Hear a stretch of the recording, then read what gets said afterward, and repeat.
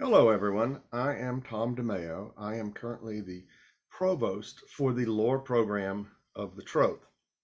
And this is the first in what will be a series of videos about the main written sources that we have for understanding heathenry.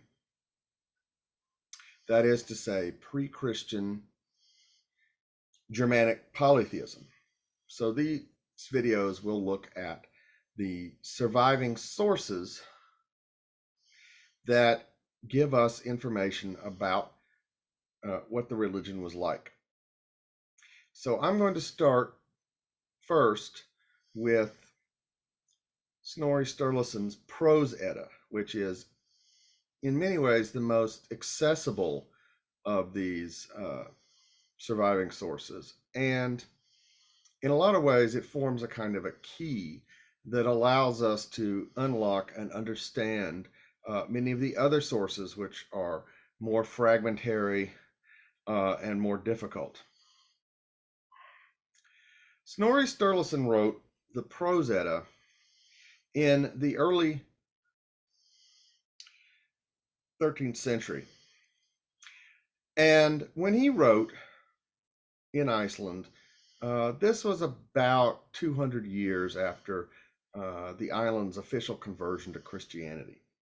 So there's about as much time between Snorri and the actual Viking Age as there is between us and, say, George Washington today. So it's a fairly substantial piece of time. And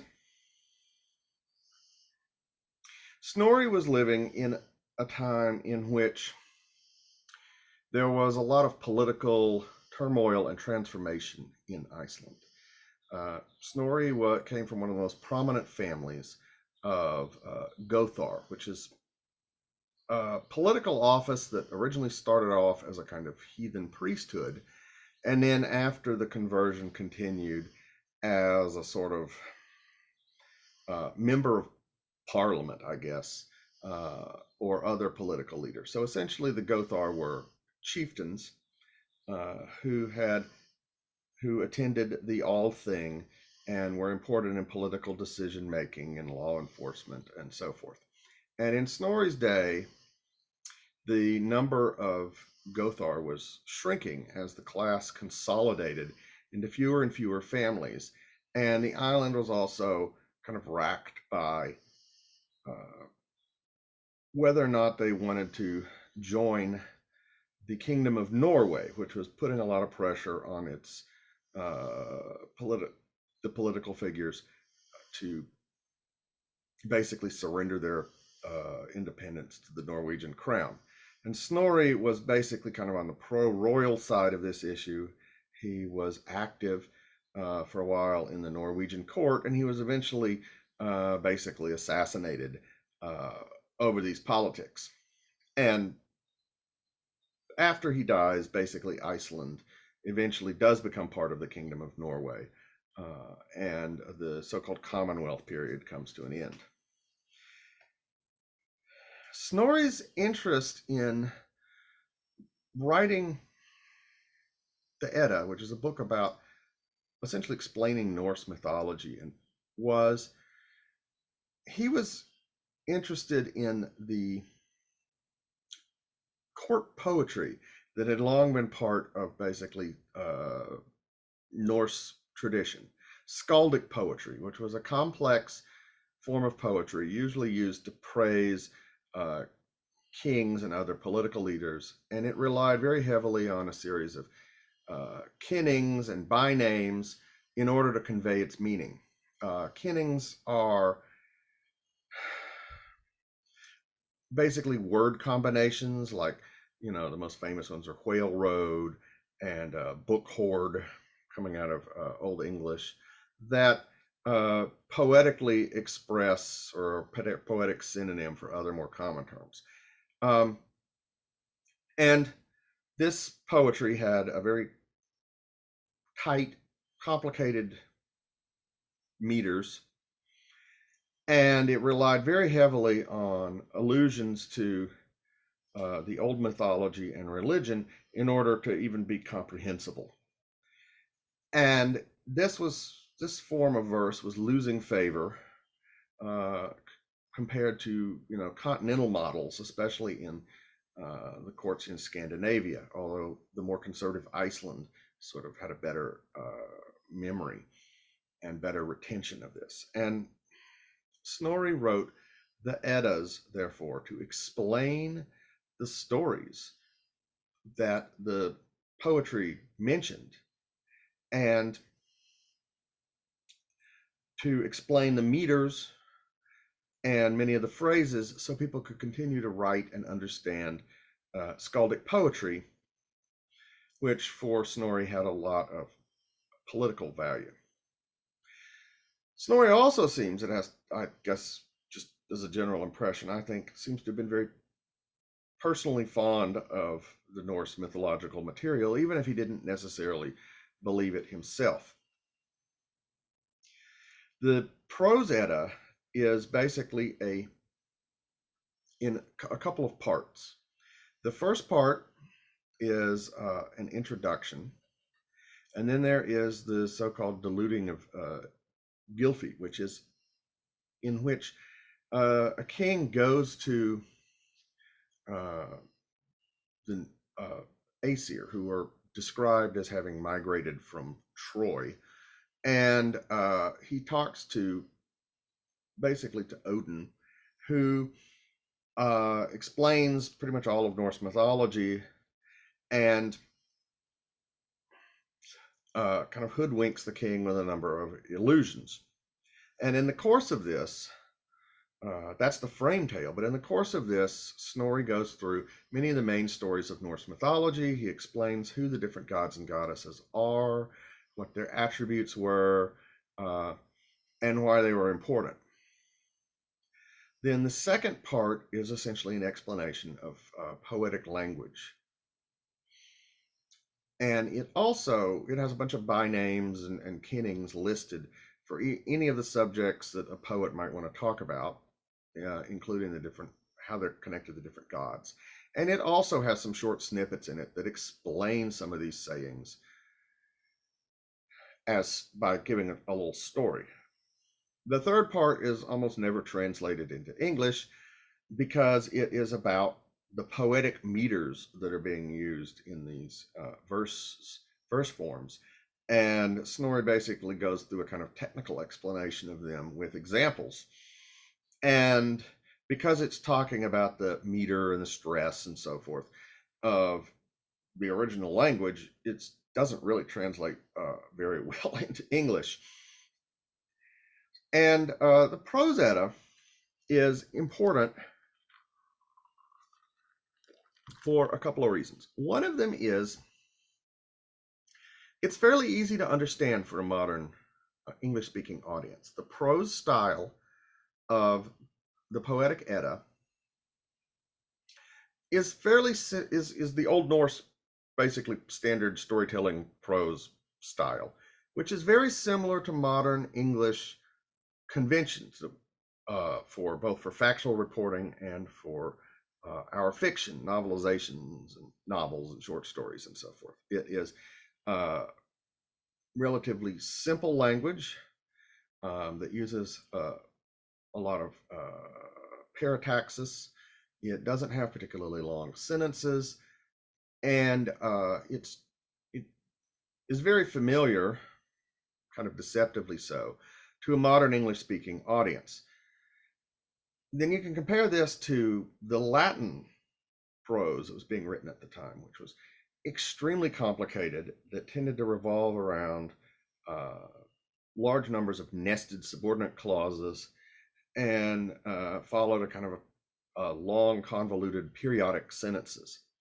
And compared to the Latin writing of about the same period, the Old Norse stuff translates into something English readers can process a lot better than the Latin sources do. So first of all, then it's very accessible. It's also accessible because Snorri is essentially writing to an audience that does not understand or know the mythology of the old religion very well. And so it explains most of the sort of simple concepts and basic stories and tells us who's who in a way that our other sources, like say the Poetic Edda, which is a series of verses about Norse mythology and heroic tales, simply does not. So Kveldolf Gunnarsson used to say that he kind of regarded the Prose Edda less as the last primary source that we have from Norse mythology and more the first secondary source, because Snorri is working with poems that he knows in this tradition, and he's retelling stories, but he's doing so from a kind of retroactive position.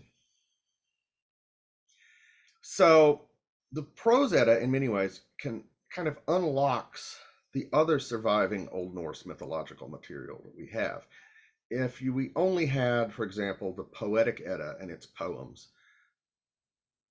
or only the sagas of the Icelanders, which are set, many of them, in pagan times, the impression we'd get of Norse mythology would be a lot more fragmentary, and there would be a lot more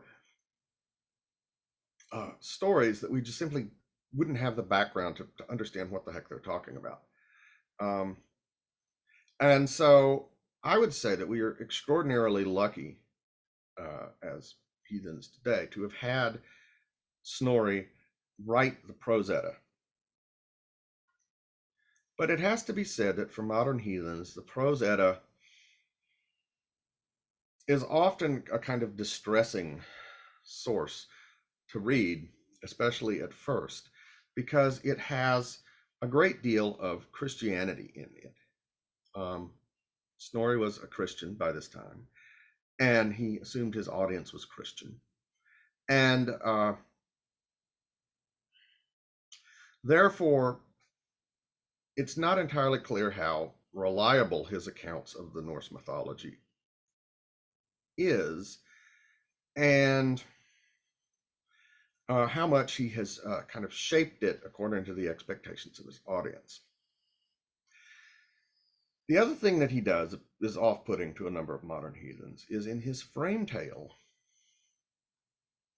he presents the Norse gods as being people who left from Troy, who were powerful magicians, and who created essentially a false religion and imparted it to Scandinavia and Northern Europe. And so he's connecting the Norse mythological material to one of the big universal timelines that medieval Christians understood, and that was the connection of Troy to Greece to Rome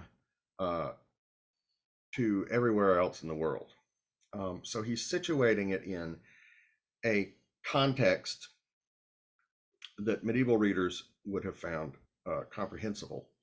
And the introduction to the Prose Edda has essentially a kind of naturalistic theory about how people misunderstood and forgot about monotheism and therefore ended up creating polytheistic religions. And many heathens look at this and they accuse Snorri of simply making things up, of being so unreliable you shouldn't read the Prose Edda at all, and a number of other kinds of expressions of kind of a disgust and rejection. I have to say, as a medievalist, that I think that's pretty wrong. Snorri is, if you're going to look at medieval Christianity, Snorri is in many ways basically has the most secular and sympathetic presentations that a medieval educated Christian could present about the old mythology. He does not really talk about demons being behind the religion, or Satan, or equate the Norse gods with the fallen angels of Christianity. And he frames the mythology around these uh, interpretations about Troy, or about a kind of naturalistic theology, but he then just basically ignores them, and as the stories are being told, they're all told basically as if they were true. So we as heathens today have a great debt to Snorri for writing the Edda, I think. And the Edda, the poetic Edda, the problems that it has with the possible or likely influence of Christianity on it is a problem that all of our written sources about Norse mythology and Germanic mythology uh, largely share. Pretty much all of this stuff was written down after Christianization. And even things that appear to be genuinely straightforward pagan voices, like, for example, the poems of the Poetic Edda, it's uncertain how much interpolation and modification and Christianization they have undergone. Snorri is just a bit more obvious about it than some of our other sources. So I think we're very lucky to have him explain what the mythology was about in a simple, easy to understand language and style.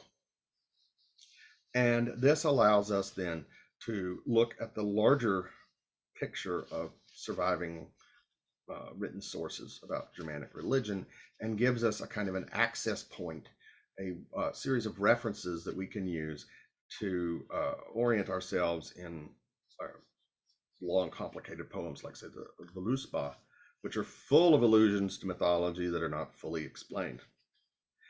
I recommend that beginning lore students start with the Prose Edda, simply for those reasons, and then move to the Poetic Edda, which is a more difficult and complex text. And that's what I will talk about in my next video.